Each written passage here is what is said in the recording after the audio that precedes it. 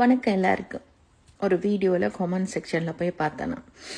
So இது ஒரு நடிகை, பேர் சொல்ல தேவையில்ல, உங்களுக்கு தெரியும். ஸோ அந்த முக்காவாசி கமெண்டில் ஒரு 96% வந்து இந்த மாதிரி உடுப்பு உடுத்தவானாம், இது மோசம் இப்படின்னு சொல்லி போட்டிருக்கு.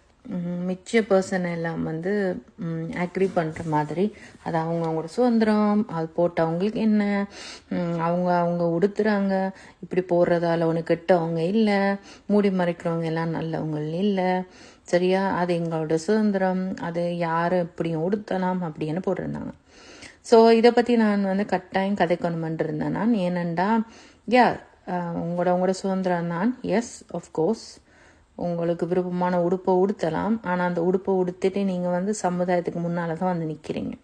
அது வீட்டுக்குள்ளே நீங்கள் உடுத்திட்டு வந்து இருந்தீங்கன்னா பரவாயில்ல. ஈவன் வீட்டுக்கு கூட இப்படியெல்லாம் உடுத்துறதுக்கு அலவுட் இல்லை. அந்த காலத்துலலாம் வந்து சாதாரணமாக கூட ஒரு நைட்டியை கூட உடுத்திட்டு வந்து வீட்டாக்களுக்கு முன்னாலே இருக்கிறது. ஏன்னா அந்த காலத்தில் கூட்டு குடும்பம்.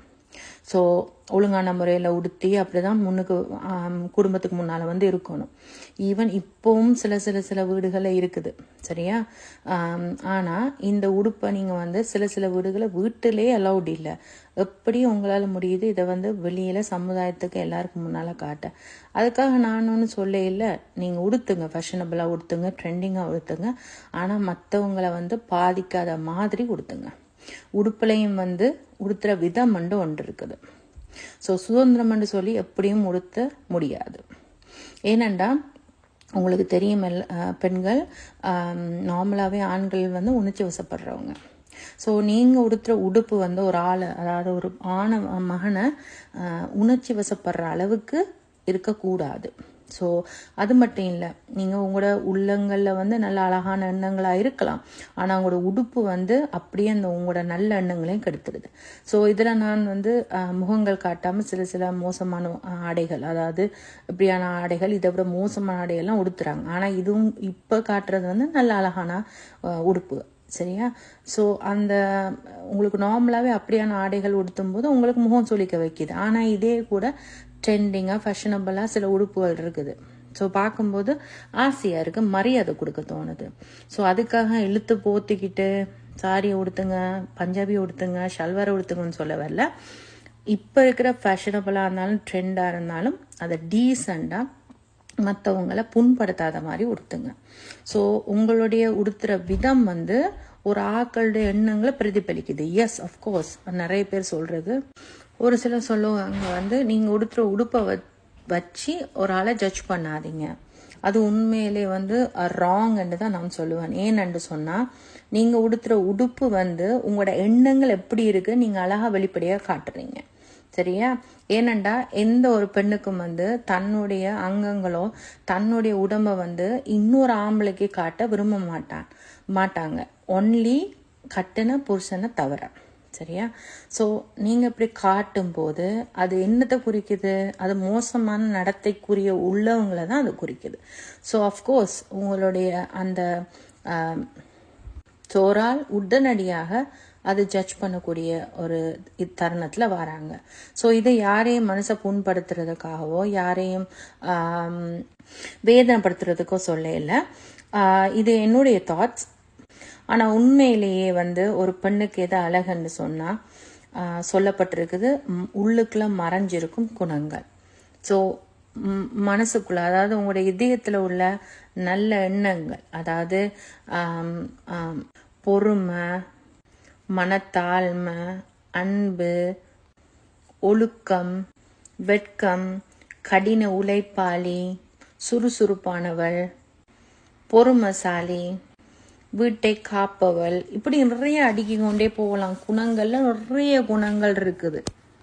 கோபப்படாதவள், அனுசரித்து போகிறவள், ஈகோ இல்லாதவள், இரக்கமுள்ளவள், கடவுள் பயபக்தி உள்ளவள், கருணை உள்ளவள், இப்படியான குணங்களை நீங்கள் இருக்கிறது வந்து உங்களோட வாழ்நாள் முழுக்க அது வந்து உங்களை எங்கேயோ கொண்டு போய் செல்லும்.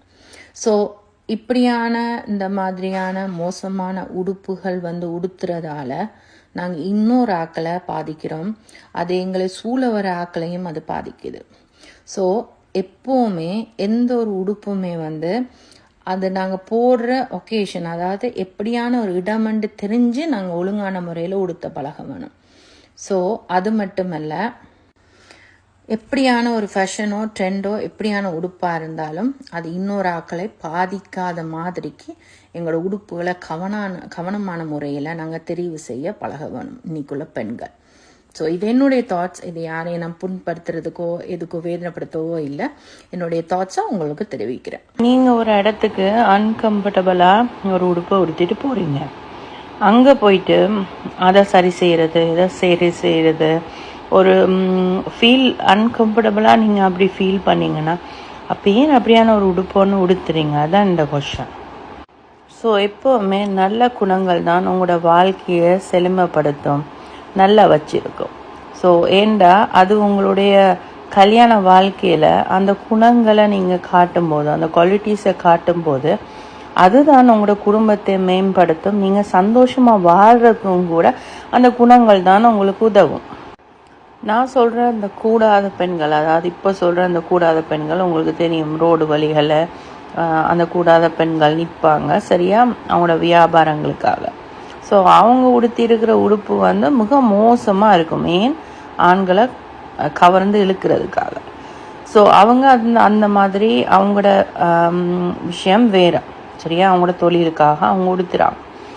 ஸோ இப்போ வந்து என்னன்னா, இப்போ சாதாரணமான பெண்கள் கூட அப்படியான உடுப்புகளை உடுத்தும் போது அப்படியான அந்த மோசமான அந்த தொழில் செய்கிறவங்களுக்கும் இந்த பெண்களுக்கும் வித்தியாசம் இல்லாமல் இருக்கு இந்த உடுப்பு. ஸோ யார் அதில் அந்த தொழில் செய்கிறவங்களா இல்லை உண்மையிலே நல்லவங்களாம் கூட தெரியுது இல்லை. அப்போ உடுத்துகிற உடுப்பு வந்து டக்குன்னு எப்படி அந்த மாதிரியான ஆட்களை தான் சித்தரித்து காட்டுது. ஏண்டா நார்மலாக உங்களுக்கு தெரியும், இரவு நேரங்களை வந்து அந்த தொழிலுக்காக அப்படி உடுத்துறவங்க. ஸோ நீங்களும் அப்படி உடுத்தி நிற்கும் போது யார் உண்மையிலே நீங்கன்றது உண்மையிலே தெரியுதில்லை.